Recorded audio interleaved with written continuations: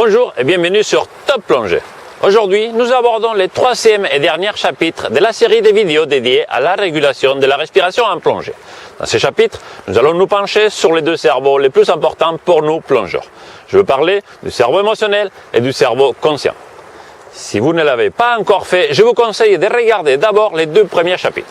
Pour cela, il vous suffit de cliquer sur les liens qui apparaissent en haut à droite de cette vidéo. Vous les avez déjà regardés? Parfait. Partons donc pour une dernière plongée dans les profondeurs du cerveau. Passons maintenant au cerveau émotionnel. Pour simplifier, disons que son rôle est d'assurer notre survie. Pour lui, la respiration est primordiale. Si on touche à la respiration, il s'active. Et s'il s'active, il prend le contrôle de la respiration. C'est un peu notre côté primitif, car il n'a pas vraiment évolué. Même si notre société a bien changé, nous avons toujours les mêmes besoins que ceux de nos ancêtres. Comme par exemple, être accepté par les autres, nous reproduire, nous alimenter, apprendre, nous amuser, nous défendre. Ainsi, ce cerveau fonctionne encore avec un programme conçu pour résoudre des problèmes posés à nos ancêtres il y a quelques millions d'années, dans un contexte complètement différent où notre survie dépendait de notre capacité à mobiliser toutes nos ressources très rapidement, surtout face à un danger. Son fonctionnement, même si très complexe, peut s'expliquer de manière très simple. Il analyse en permanence les informations provenant de nos sens et les compare avec celles de sa mémoire émotionnelle, véritable base de données où sont stockées nos peurs, nos joies, nos passions, nos goûts, nos amis, nos amours, nos soucis, bref, toutes les informations considérées comme importantes pour notre survie. Il va utiliser toutes ces informations pour nous aider à anticiper et à réagir face à un danger potentiel. Qu'il soit réel ou virtuel, il ne fera pas la différence, car pour lui, tout est question de vie ou de mort. Donc, face à une menace réelle ou perçue, et grâce à des puissants neurotransmetteurs, il est capable de mobiliser, en à peine une dixième de seconde, toute l'énergie disponible pour réagir, et donc envoyer l'ordre de fuite ou de combat. Le problème, c'est qu'à cette époque, pour rester efficace, il ne fallait pas trop réfléchir, car toute analyse ou réflexion de la situation retardait notre réaction face au danger. Nous avons donc hérité d'un cerveau émotionnel qui a le pouvoir de déconnecter physiologiquement notre cerveau conscient, empêchant ainsi toute réflexion ou analyse dans des situations à forte émotion, même si celles-ci ne mettent pas réellement notre vie en danger. Une des meilleures armes pour limiter l'action de notre cerveau émotionnel est la respiration. C'est pour cela que nous devons apprendre à utiliser plus et mieux les cerveaux les plus importants pour nous, plongeurs, à savoir les cerveaux conscients. Car nous avons la capacité d'envoyer des ordres aux muscles respiratoires pour contrôler la respiration, mais aussi pour prendre des informations sur l'état de celle-ci. Mais l'utilisation du cerveau conscient prend du temps et surtout beaucoup plus d'énergie et de ressources que les tâches automatiques. Donc, dans un souci d'économie, notre système nerveux va naturellement donner priorité à l'utilisation du cerveau automatique. Pour inverser cette tendance, et comme dans n'importe quelle activité sportive ou intellectuelle, il faut s'entraîner de manière spécifique et sur le long terme pour que le cerveau conscient soit plus actif dans le contrôle de la respiration et améliorer ainsi la qualité de celle-ci. Ceci est encore plus important en plongée, car rappelons-nous, le programme automatique qui gère notre respiration depuis des millions d'années est loin d'être le plus optimal pour notre activité. La plongée est une activité qui, de par sa nature exceptionnelle pour nous terriens, active énormément notre cerveau émotionnel, autant pour des émotions positives que pour des émotions négatives. Utiliser le cerveau conscient pour mieux canaliser cette activation émotionnelle peut se transformer en un véritable combat de cerveau pour prendre le contrôle de notre respiration et même de notre corps. Voyons un exemple concret de ce combat dans une situation d'activation émotionnelle consciente, comme lors d'une apnée. En bloquant la respiration volontairement, les capteurs des muscles respiratoires s'activent et déclenchent l'envoi d'un ordre de contraction de la part du cerveau automatique. Comme notre cerveau conscient garde son ordre de blocage, le cerveau automatique envoie de nouveaux ordres d'augmentation de la puissance. Mais notre cerveau conscient tient bon et ne lâche pas prise.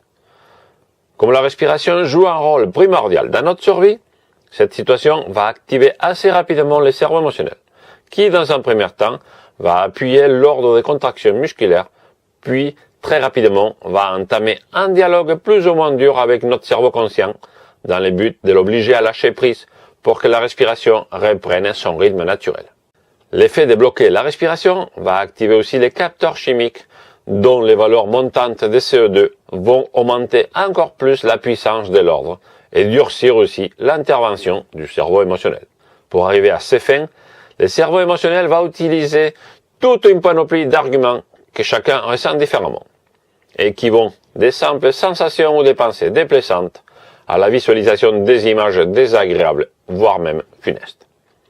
Pour lui, tous les moyens sont bons pour gagner le combat.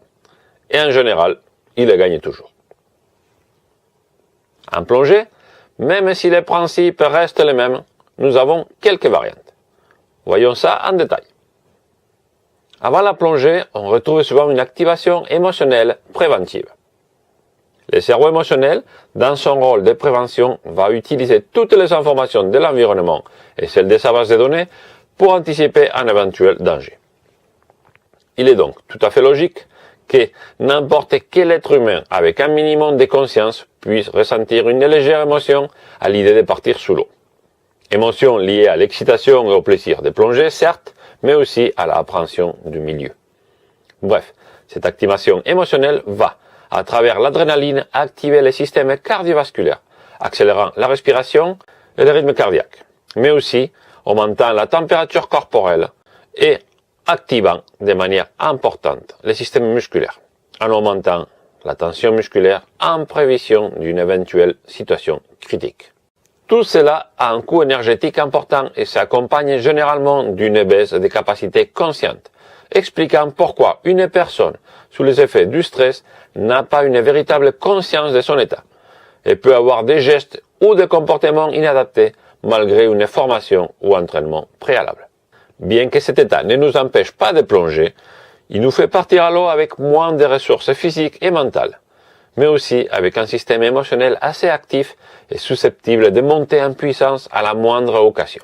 Donc, pendant la plongée, face à une situation considérée comme dangereuse par notre cerveau émotionnel, celui-ci va déclencher une réponse dont la puissance et la vitesse de réaction sera variable, car dépendante de l'activation émotionnelle préalable, du contexte ainsi que de notre état physique, émotionnel et respiratoire. Ainsi, par exemple, face à une situation qui altère la respiration sous l'eau, en plus de l'activation physiologique décrite précédemment, le cerveau émotionnel va envoyer des messages plus puissants à notre cerveau conscient. Cette fois-ci, son but est de nous faire sortir de là et donc de retourner à la surface. Si notre conscient reste actif, il va s'engager une discussion assez tendue entre les deux cerveaux. Et pour remporter ces débats, il faut avoir de très bons arguments. Un des meilleurs arguments pour calmer l'émotionnel reste le contrôle conscient de la respiration. Si nous arrivons donc à rationaliser notre situation et que nous gagnons ces combats d'arguments, le cerveau émotionnel peut se désactiver aussi vite qu'il s'est activé. Si c'est notre émotionnel qui prend le dessus de la discussion, il nous reste encore une issue de secours avant qu'il ne prenne le contrôle total et débranche notre conscient. Demander de l'aide à notre guide ou coéquipier, car une intervention extérieure, calme, rassurante et efficace peut nous aider à inverser la tendance. Grâce à cette aide extérieure, nous pouvons soit retenir au maximum le cerveau émotionnel jusqu'à l'arrivée dans une zone plus sécurisante, voire encore mieux, réussir à reprendre complètement le contrôle de la situation. Par contre, si le cerveau émotionnel gagne, il peut finir par prendre le contrôle total de la situation et débrancher le cerveau conscient. C'est ce qu'on appelle une réaction de panique. Dans nos prochaines vidéos, nous utiliserons toutes ces connaissances pour apprendre comment éviter et comment réagir dans ce type de situation grâce à un travail adapté autour de la respiration, de la prise de conscience et de l'équilibre. Mais, avant de finir, il faut bien évidemment parler de l'activation émotionnelle la plus courante en plongée et qui est due au plaisir que notre activité procure à tous ceux qui le pratiquent, venant même à créer une véritable addiction pour la plongée. Car les sensations que nous vivons grâce à la pesanteur, au plaisir de respirer sous l'eau, de s'évader dans un autre monde, d'admirer les magnifiques paysages et de partager notre passion, déclenchent de véritables décharges de dopamine, hormone du plaisir qui active à chaque plongée les circuits de la récompense et qui nous permet d'évacuer les stress cumulés et de repartir avec plein de belles images et des batteries nerveuses rechargées à 100%. Mais nous pouvons augmenter encore plus cette sensation de plaisir et de sérénité grâce à une utilisation adaptée de la respiration consciente en plongée. Nous verrons comment à travers quelques exercices pratiques dans la prochaine vidéo. Le troisième chapitre s'arrête ici. J'espère que ces 3 vidéos vous ont permis de mieux comprendre l'importance de l'apprentissage et de l'utilisation du cerveau conscient pour contrôler la respiration en plongée. Dans les prochaines vidéos, nous aborderons les exercices pratiques avec une première vidéo dédiée à l'apprentissage de la respiration consciente. Si la vidéo vous a plu, n'hésitez pas à la partager avec vos amis sur les réseaux sociaux. Et si ce n'est pas déjà fait, pensez à vous abonner à ma chaîne YouTube et activer les notifications pour être informé de la sortie de la prochaine vidéo. C'est complètement gratuit. Voilà, cette vidéo est maintenant finie. Vous pouvez reprendre une activité normale en attendant la sortie de la prochaine vidéo. Je vous souhaite plein de plongées top et je vous dis à bientôt pour la suite sur Top Plongée.